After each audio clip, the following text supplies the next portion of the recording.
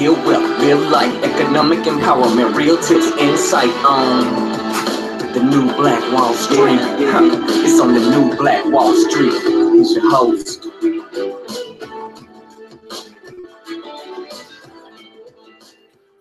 All right, my beautiful people, this is ERGJ, certified financial educator from ERGJ Enterprises, back with New Black Wall Street, Money in the Power. Now, of course, this episode is brought to you by True Detergent. That's right, black-owned and manufactured detergent. Here in the Atlanta area, we're doing free delivery, 101 ounces for $15. That's 15 cents per wash. So go ahead and get your True today. Give us a call at 678-851-2400. Have your True. Go ahead and make the switch. What's going on, Anthony? How are you? Susan, what's going on? Good afternoon, good evening. So much to talk about. Oh, my goodness. You know, money moves so much. It's like, can I get some rest? But, hey, let's go ahead and get it.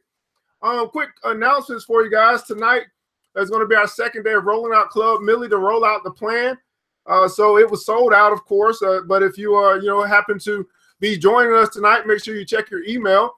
We are going to be talking about the plan so that you can see the vision in full and you can make what amounts to a $20 decision. Now, here's what I'll say.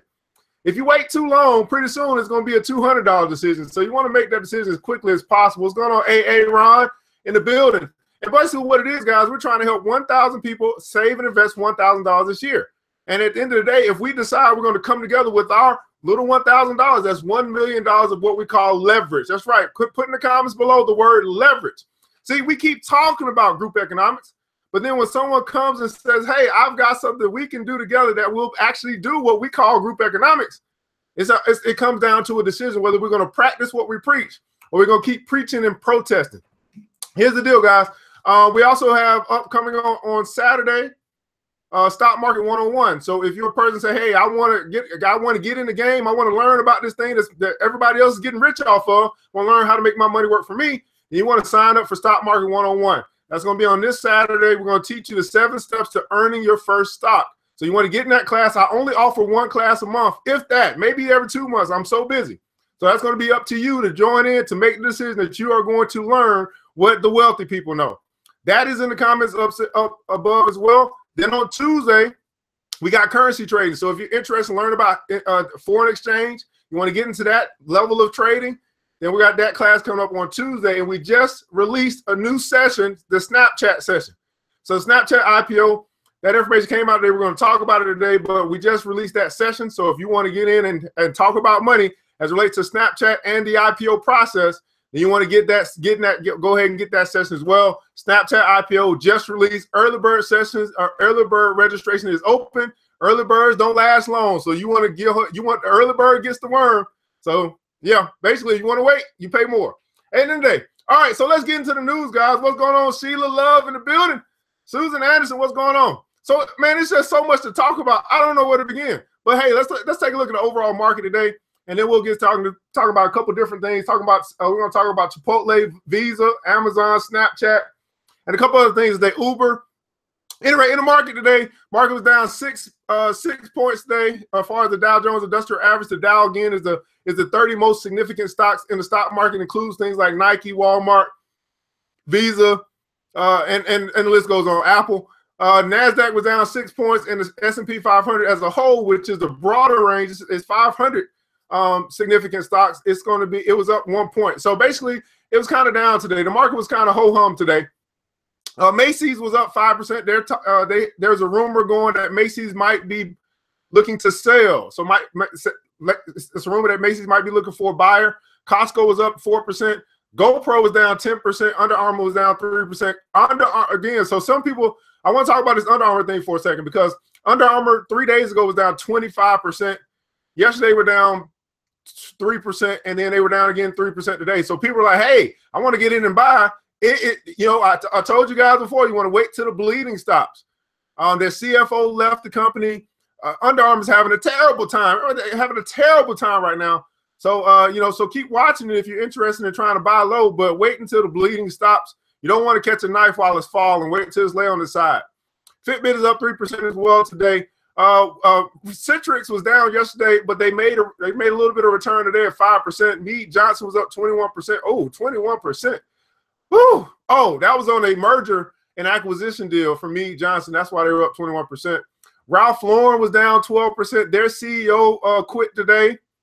E-Trade was down 8%. Ryder and Snap-on was down 8% to do as well. 3-month performance over the past 3 months. Transportation is still leading the way at 18%.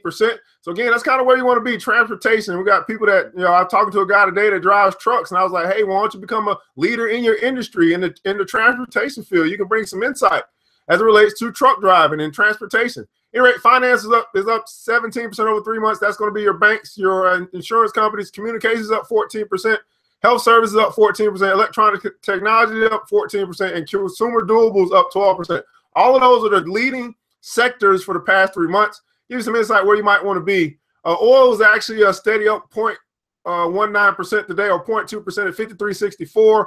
Gold is trading out 12.17 an ounce, and silver is at 17.48 an ounce. The volatility index is down to 51, so we're slowly creeping down into the fear range where there's more selling than buying. So we're going to keep an eye on the emotion of the market. That way, when we get to that fear range, that means things are going on sale. Everybody's saying the word comments below sale. I love me a sale. So when this thing start dipping over in the 40s, oh my goodness, that means stuff is going on sale. When it get over to about the 20s, that means stuff is on clearance. Love me a sale. What's going on, Wendy B? How are you? Can I talk more about topic for tonight? What do you mean? What topic you want to talk about, Susan? Tell me what topic you want to talk about. What I want to talk about tonight, like later on? I don't know what you're asking. Ask me and I'll answer it. TK, what's going on? All right, so where do we start? What are you saying? The investment? We said tonight we have the IPO rollout. That's in the comments above as well. We're going to be talking about the plan that we have. So if you are if you're considering or thinking about joining Club Millie, which is our club where we're helping 1,000 people save and invest $1,000 this year. We're going to have an investment club, all types of stuff.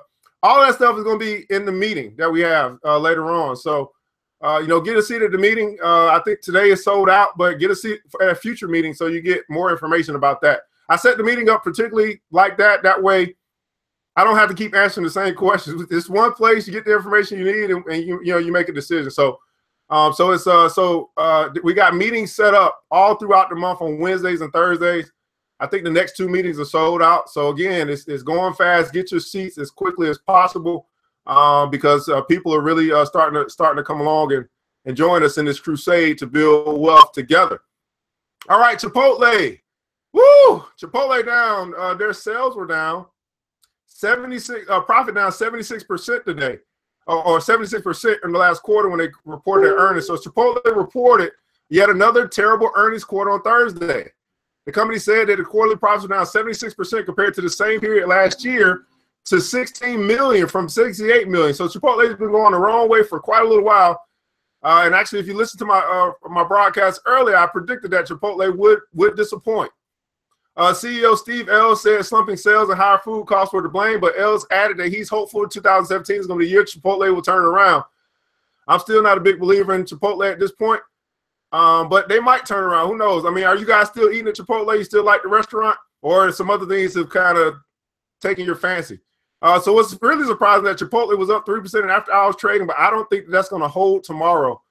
I really don't. Sometimes you gotta be very careful because there's manipulation in the market. Let's just put it that way. Manipulation in the market. I'm gonna get to that one in just a second. All right, Amazon. Chipotle, Amazon. Yes, Amazon stock dips after earnings disappointment.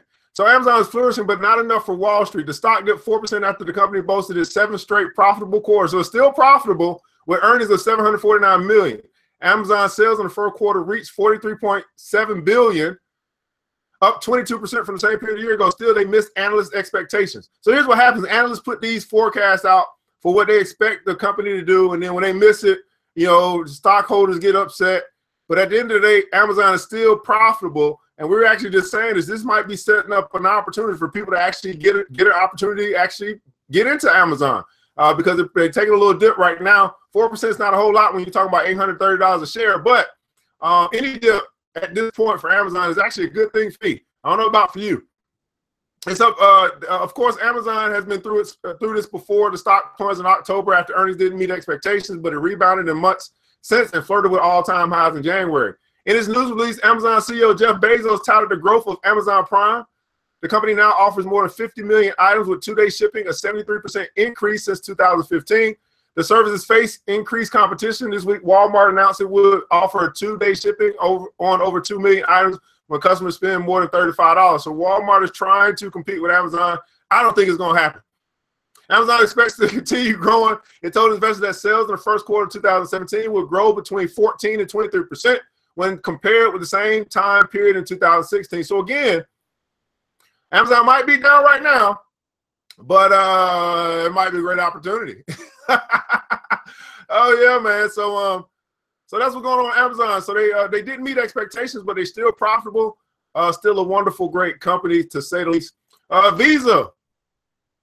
Trying to get to the good stuff, guys. Visa's profit, revenue tops estimates on payment volume growth. So this is interesting. What's going on here? Visa, the world's largest payment network operator, reported better than expected quarterly profit and revenue as more people made payments using its network. The company, whose shares were up 3.4% and extended trading on Thursday, also affirmed its full-year profit and revenue forecast. The battle between strong business fundamentals and unfavorable exchange rate shifts will drive our results as we look ahead to the rest of the fiscal year 2017, said the chief financial CFO for Visa. Visa, like MasterCard and its peers, has been trying to capture the Chinese market, which is dominated by state-run China Union-paid company. Visa remains committed to China in the long term and plans to formally submit a license application in the country, Alfred Kelly said in his first earnings call since taking over as chief CEO, I guess. So here's the deal. Visa is trying to expand, obviously, into China. That's basically what you just get from there. So they're still, even though, as long as Visa's been around and being the world's largest payment network operator, they're still looking for places to grow. That is a good thing for Visa. So for all you guys that are Visa shareholders, you got Visa's cutting you a check. You're feeling pretty good right now about Visa. All right, where else do I need to go? So much to talk about. Oh my goodness. All right, let me go back here. All right, so let me talk about Uber real quick, then I'll get to Snapchat. I know you guys are waiting on Snapchat. I'm talking about that in just a second. Uber. Wish you had some Amazon stock. Hey, man. I know that's right. Years ago, we can't go back, but we can go forward. We can go forward. The Uber CEO drops out of Trump's Business Advisory Council in a shocking about-face. Uber CEO Travis Kalanick has dropped out of President Trump's Business Advisory Council. Kalanick said he was not participating because of the Trump's immigration order and a memo to employees. Earlier today, I spoke briefly with the president about the immigration executive order and its issues for our community, Kalanick said in the memo obtained by CNN. I also let him know that I would not be able to participate in his economic council. Joining the group was not meant to be an endorsement of the president or his agenda, but unfortunately, it has been misinterpreted to be exactly that. Kalanick was one of the 19 business leaders of the council, which was scheduled to have his first meeting on Friday. So Uber CEO is saying bye-bye to the Trump Business Advisory Council. All right, so on to Snapchat. Snapchat, it's official. Snapchat just filed its IPO. That's right, Snapchat just filed its IPO. And I got to ask you guys, when you look down your timeline, is there anybody else talking about this? This is crazy that we talk about everything else other than opportunities to make money. Yeah, we should be using Moving. Yeah, that's the black ride-sharing app, Moving. All right, so Snapchat's parent company, Snap Incorporated, set in motion what could be the biggest tech flotation in years by revealing that it generates over 400 million annual sales and 158 million people using its namesake app on a daily basis. Los Angeles-based company released the financial details and filing for its initial public offering on Thursday. The company filed for a $3 billion IPO. Though that is a placeholder amount and the certain to change as the company sets a price on the deal. In the filing, Snap disclosed that Snapchat has 158 million average daily active users as of fourth quarter 2016. It had annual revenue of 404 million in 2016, up from 58.6 in 2015. Now here's the deal. We set up an investment session to talk about Snapchat in particular and also the IPO process. So make sure that you understand that as you may be looking to invest in Snapchat. Now, of course, Snapchat is the, you know, I always say this, like our children, they really set the trends. And so that's where a lot of the up and comers are as far as social media is concerned. And many of us are trying to switch over there to get some of that market share as far as with our businesses and stuff. So we know that Snapchat is very popular, that many of the youngins are using it. And the youngins are the future. So I've said this before. They set the trends. They're the ones who was on Facebook first. They're the ones who was on Instagram first. And they were the ones who were on Snapchat first. Follow the trend. So you may be interested in Snapchat. It might, you know, it's a good buzzword, IPO, all that good stuff. But I think it's important that you at least start having a conversation with intelligent people as it relates to money before this IPO comes out. So we go ahead and set that up to have that conversation, I think, on February 21st. So you can start signing up now. Early bird opportunity, the early bird is out. Early bird registration is out for Snapchat IPO session that we're going to have up and coming. You say you don't use a Snapchat? That's cool. Plenty of people do. So again, you know, Facebook was before Facebook, you know. So, and then let's see, oh, the other thing I want to talk to you guys about, man, this was very interesting to me when I came across this. Most people roll right over this. So here's the deal. GE, Boeing, and Oracle, they have formed a coalition to support Republican border tax. Now, this is very important. Now, this is probably, even I know Snapchat is a hot item, but this right here is important because basically you have these companies, if you don't know, America is run by corporations. So when corporations form a coalition and they're in support of this border tax, it's not good for the poor people. Anyway, United States companies, including major exporters, General Electric. Now, these are exporters that are forming this coalition. But anyway, major exporters, General Electric, Boeing, both, of course, Boeing is the one who was working out this deal with Trump to give him cheaper planes for basically for war at the end of the day. U.S. companies, including major exporters, Boeing and General Electric, launched a coalition on Thursday to back a House Republican plan to tax all imports. Let me say it again, to tax all imports. So you got big money, all these corporations that are backing this plan to tax all imports. Now, when we say tax imports, that means that they're going to place a tax on any of these countries that are bringing goods and services into the United States to sell to the consumers. And what I'm trying to help you guys understand is if they do that, then those companies that are importing things into the United States, they're not going to eat that tax. The people who are buying the imports are the ones that are going to eat that tax, and that's typically going to be the poor people.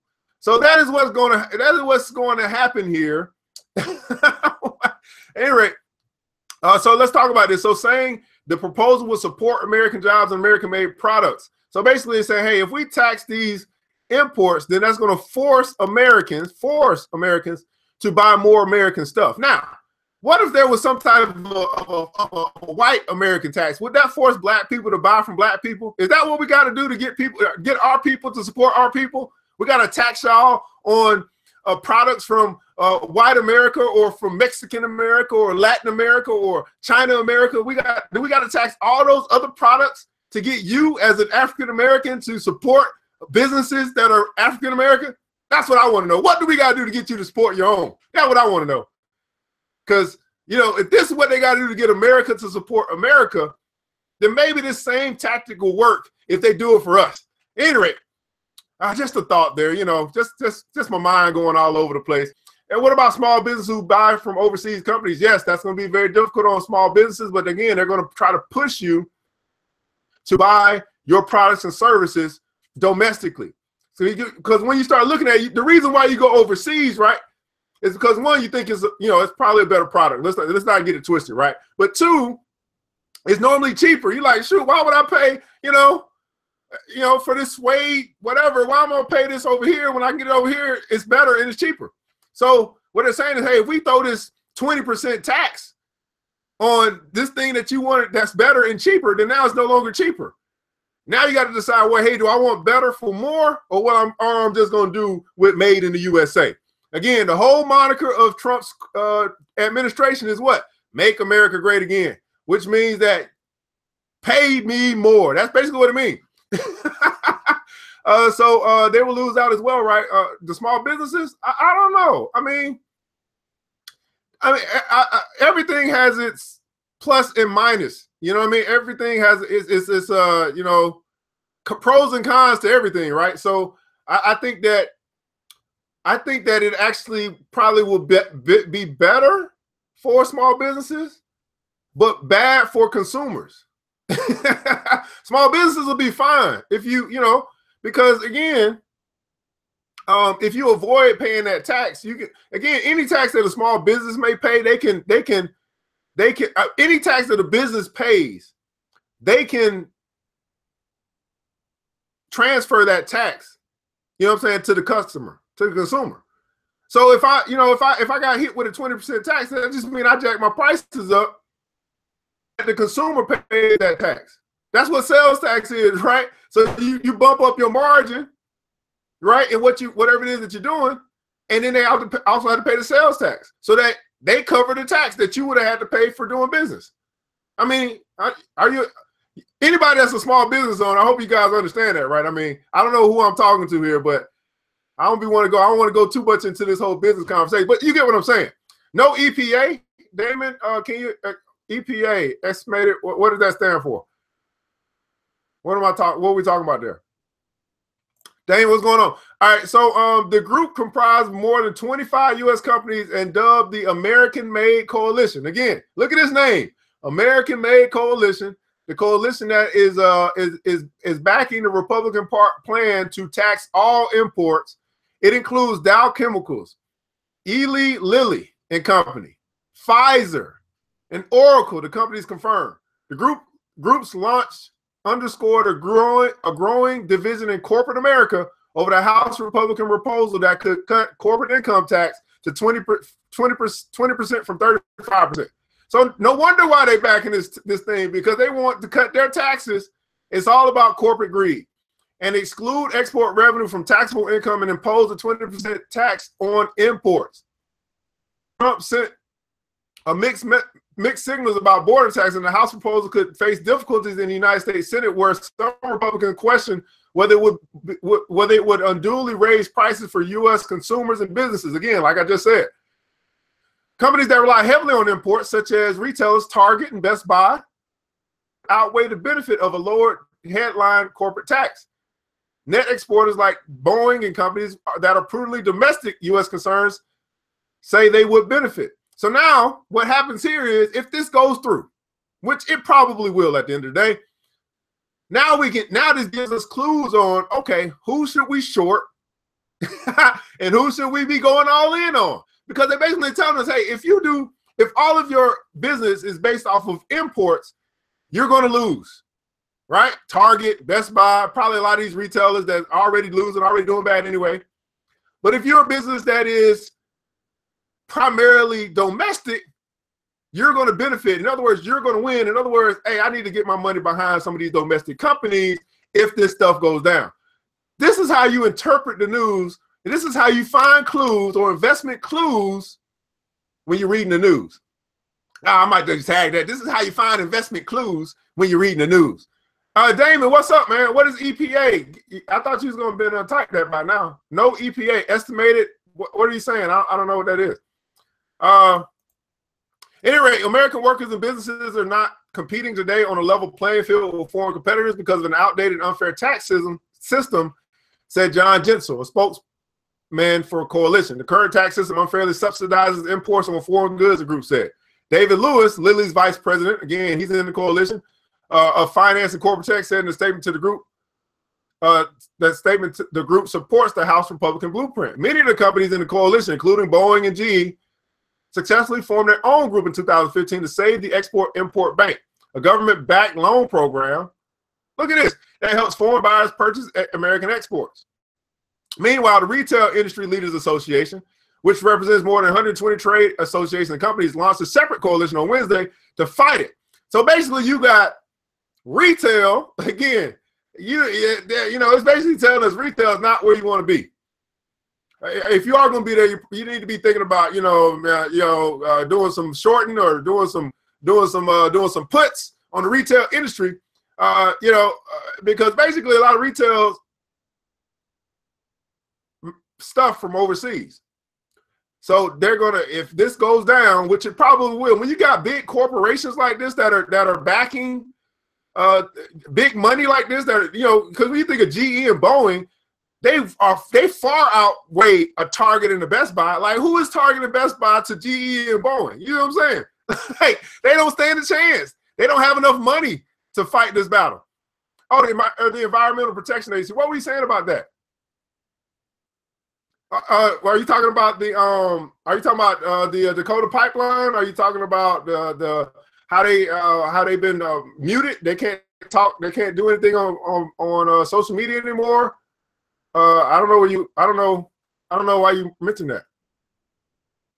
The border adjustable tax is harmful, untested, and would put American retail jobs at risk and force consumers to pay as much as 20% for more family systems. So again, what I'm getting from this, you guys share with me what you're getting from this. But number one, retail, no bueno. Number two, job loss. And now who works most of these retail jobs? Poor people. This is going to affect poor people more than anything else if this goes down. It's poor people that got the little, you know, that'll work in the, you know, that'll work in a little minimum wage job at the Kohl's or the Ross or the Target or whatever. You know what I'm saying? Like, it's not going to impact, you know, rich folks. It's going to impact poor folks. And so what this says is, if you are in retail, if you are one of those individuals, you need to know this stuff, because you got to start making preparations to get some new skills. You know what I'm saying? Like, you know what I'm saying? You need to enhance your skill set from being a cashier to something else that's going to be forward, and it's going to put you in a position that you can still get paid for whatever skills that you have. Or you want to start thinking about, hey, I need to start using some of my talents and abilities to create my own brand, my own business, something. I mean, on the wall. I don't mean to be the bearer of bad news, but the writing is on the wall. And you can keep looking at the wall, or you can do something about that. Oh, he said broadcast interference on my back? I don't know. That's what's going on, guys. This is big news, and I know people just skim right over this, but this is probably the biggest news of the day to me, because it's impacting people just impacting my folks that are, you know, that are in the hood, that are just trying to get by. This is going to have a big impact on the poor. This all comes down to corporate greed. It all comes down to the people who run this country, which are corporations, you know, and they got the big money that can push this and support this to the point. This is why I keep telling y'all, we got to get our money up.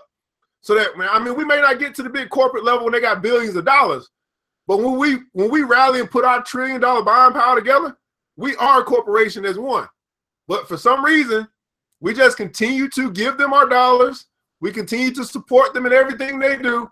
And then we want to complain about when things don't go our way, but yet we're not strategic in the way in which we want to fight. This fight is economic first, period. Period. Money makes the world go round. This fight is economic, period. And until you figure that out, you're going to be marching and protesting and getting bunions on your feet. Until you figure out that this fight, first and foremost, is economic, we never going to move the needle. But guess what? That's why we got Club Millie, because that is at least a start on where we can actually pull our resources together with a plan and start fighting back with the plan. It's one thing to talk about group economics, but when you don't have no plan, you just talking, it's just hot air, it just sounds good. You just get up and do a speech, and then everybody rah pay you a little bit, and they're like, yes, good speech. I'm tired of speeches. I'm done with speeches, guys. I'm all about action. I'm all about moving the needle and pushing the agenda forward. No speech is necessary. I'm gonna let y'all know what the vision is. You show up, you make a decision, and we're gonna keep moving whether you get on board or not, because it's time out for all that meeting, planning, thinking. It's time for us to get to work, and that's what it's all about. So anyway, yeah, like the bus boycott. See, here's the thing about the bus boycott, Tristan. Like, that's great if we can really do it, because what happens is with the bus boycott, it wasn't just one day, it wasn't just 1 week. It was almost a year that they boycotted. You know what I'm saying? Can we be? You know what I'm saying? Can we be that diligent to say that we're gonna stop doing one thing for a year? You know what I'm saying? Like, I don't know how realistic it is. Now, you know what I'm saying? When I say something like this, hey, we got Black-owned and manufactured laundry detergent. If I can't get people to switch just one thing to laundry detergent, we got a long way to go, brother. All I'm saying is redirect your dollars to Black-owned products and services that you're going to use anyway. You're going to wash your clothes anyway. Just makes sense. But we can't get people to see past Tide and see past Gain and say, at least I'm going to give this Black-owned manufactured product a try. And then if it don't work, that's fine, because there's been plenty of detergents that didn't work in the past. But at least I'm going to give it a try. Of course, this episode is brought to you by True Detergent. That's right. 101 Lowe's, $15 in the Atlanta area doing free delivery. $15 to get you 15 cents per wash. Hey, it's True Detergent. Make the switch. Give us a call, 678-851-2400, and get yours delivered right to your door. You get to meet me in person. I mean, what kind? This is a great deal. But yeah, that's what I'm saying, Tristan. Like, you know what I mean? If we can't get people to switch detergents, we got a long way to go. You know what I'm saying? If we can't get people to switch shoes, we got long. They're gonna wear shoes anyway. We got a long way to go. We can't get people to switch toilet tissue. We got a Black-owned toilet tissue. We got a long way to go. So I'm just starting with one thing. This is all I'm saying. If we can do this, then I know we can do anything. But if we can't do this, where you gonna wash your clothes anyway, we just got a long way to go. I mean, that's it. Now here's the deal. Every other community, the Mexicans come in, and guess what? When you go to a Mexican store, you see anything from us in there? No, they know how to do it. We see everybody else do it, but for some reason, we just won't do it. I don't know. I'm doing my best to keep moving the agenda forward, and all I can do is do what I can do. They hit on TV and they think it's gold. I mean, we got a long way to go. Anyway, so yeah, we talked about Chipotle. They were down today. We talked about Visa. They were up today. You're happy if your Visa. Amazon actually was down after hours, but I still believe Amazon's a wonderful company. So if there's an opportunity to actually get in for something that's got a little bit of a sale going on, that's a great thing. Snapchat IPO is coming out. So we got a session set up for that Snapchat IPO. You don't want to miss that. The early bird registration is open. Club Millie Rollout, we're doing that tonight. It's sold out tonight, but you can still sign up for a future session. Stock Market 101 is coming up on Saturday. So if what we're talking about right now, and if you're still not in the game and you still need to learn how to buy your first stock, that's what Stock Market 101 is for. I cannot tell you anymore. I'm only doing this class once this month. This is Black Wealth Month. This is the time that we make history, and it's time for you to make some steps and start doing what wealthy people do, and that's finding a way to make your money work for you. Well, hey, guys, this is ERGJ from ERGJ Enterprise, New Black Wall Street, money and the power. Remember this. It takes a village. Let's build as we climb together. Catch you later, guys.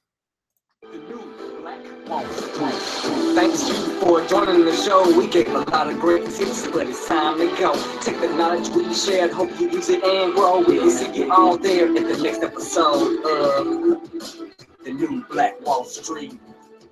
The New Black Wall Street.